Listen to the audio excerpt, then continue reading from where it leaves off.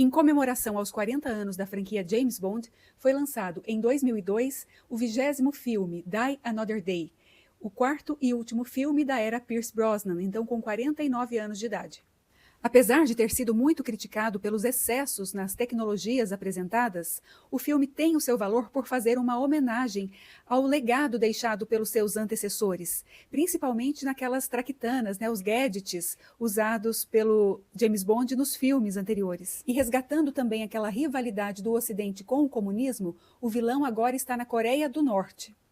James Bond vai até lá disfarçado de comerciante de diamantes africanos, fazendo aqui uma menção, uma alusão aos conflitos que estavam acontecendo naquele momento em Serra Leoa, por causa de diamantes, foi inclusive retratado no filme Diamante de Sangue, de 2006.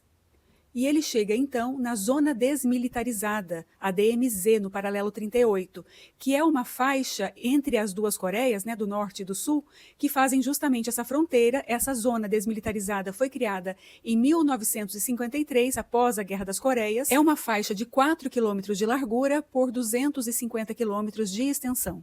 Bond e mais 2 agentes chegam à costa do condado de Punkyong, surfando ondas gigantes. Ali eles interceptam os verdadeiros negociantes de diamantes e Bond se faz passar por um deles.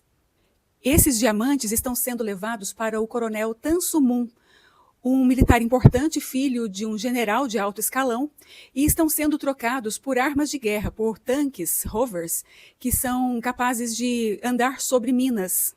Só que Bond é traído por alguém de dentro do MI6 e a sua identidade é descoberta. Começa então uma cena de perseguição, naquelas cenas iniciais antes da abertura, e o Tan Su-moon cai num penhasco e é dado então como morto. James Bond dessa vez é capturado e dali já passa para a abertura, que se mistura com essas cenas onde ele é então torturado para entregar os segredos do MI6. Essas cenas se passam na própria abertura, que é uma coisa inovadora, não tinha acontecido até então. A música de abertura dessa vez é interpretada pela cantora Madonna, que também tem uma participação no filme. Na época houve o lançamento do clipe dessa música, onde a Madonna interpreta 2 lutadoras de esgrima, uma toda vestida de branco, outra de preto. Ela faz o papel das duas e fez muito sucesso esse clipe na época, e esse clipe faz uma referência muito direta ao maniqueísmo. Eu já fiz aqui um vídeo explicando sobre o que é o maniqueísmo, e eu vi essa relação direta, essa questão do certo e errado. Isso vai estar muito presente aqui nesse filme, com essa dualidade do fogo e do gelo.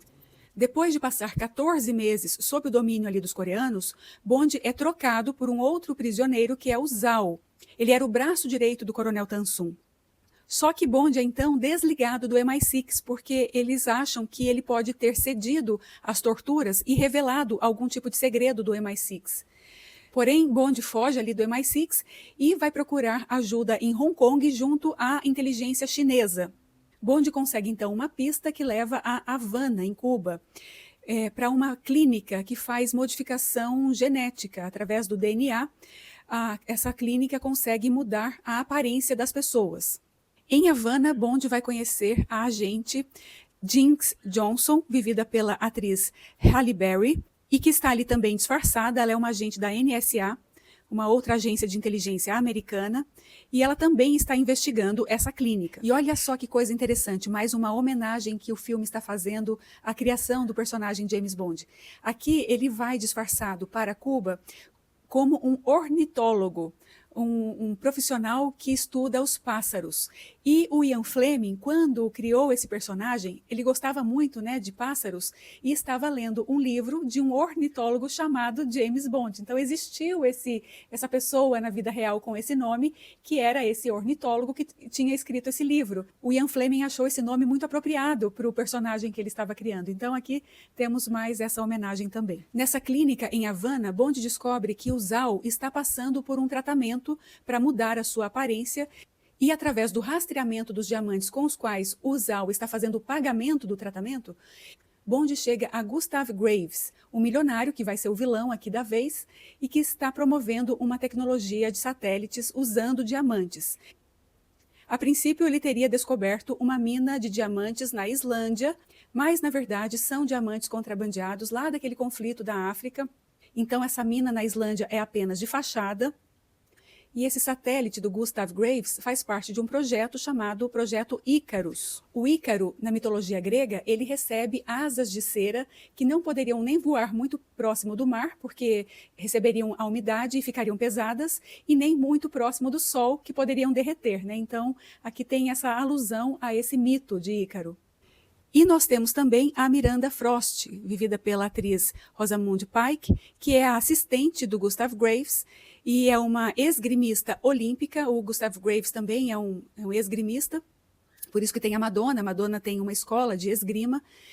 E ela, na verdade, a Miranda, é uma agente também do MI6, disfarçada ali, né? E que é da alta confiança da Amy. Eles vão todos, então, para a Islândia, num hotel todo de gelo, né? Naquela época estava sendo lançado aquela moda do hotel de gelo, que na verdade fica na Suécia, um hotel temporário, né, no inverno, mas ele foi usado, então, como uma locação.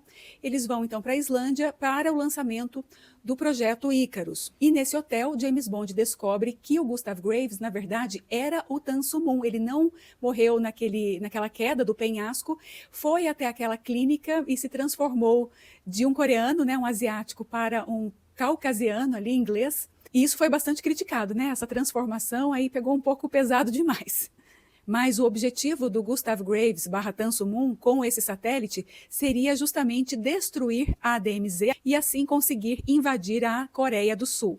A certa altura, James Bond retorna para o MI6 e recebe um carro. Dessa vez vai ser novamente aquele Aston Martin V12, que agora vai ser um carro invisível. Ele vai ter essa tecnologia de poder ficar invisível. Essa também foi uma grande forçação de barra, que recebeu muitas críticas, mas Bond usa então esse Aston Martin em homenagem aos filmes anteriores também. E ele acaba descobrindo que a Miranda Frost era, na verdade, aquela traidora do MI6, que tinha revelado a sua identidade, né? Por isso ele ficou prisioneiro lá na Coreia. Então, a Miranda, ela passa para o lado do Gustav Graves e o James Bond, junto com a Jinx, né, a Halle Berry, é que resolvem todo esse caso, né, toda essa situação. A dualidade entre o fogo e o gelo que eu mencionei está ali na locação, né, que eles estão em um hotel de gelo, estão na Islândia, e o fogo está ali no satélite, que tem a capacidade de emitir raios laser, ali com todos aqueles diamantes, com a mesma intensidade de um raio solar.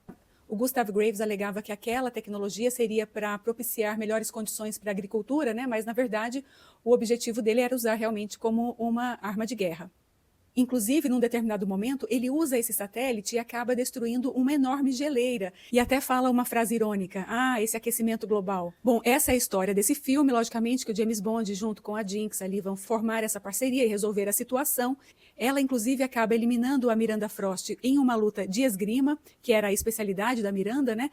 E aparece aquele livro A Arte da Guerra, nessa cena final da Miranda. Mas esse foi, então, o resumo desse filme. Aqui a gente encerra a era Pierce Brosnan. Vamos entrar no próximo filme, na era Daniel Craig, que as pessoas têm me pedido tanto nos comentários, né? Então, o próximo filme já vai ser com o Daniel Craig. Eu vou ficando por aqui, espero que vocês tenham gostado. Se gostaram, deixem um like e até o próximo vídeo.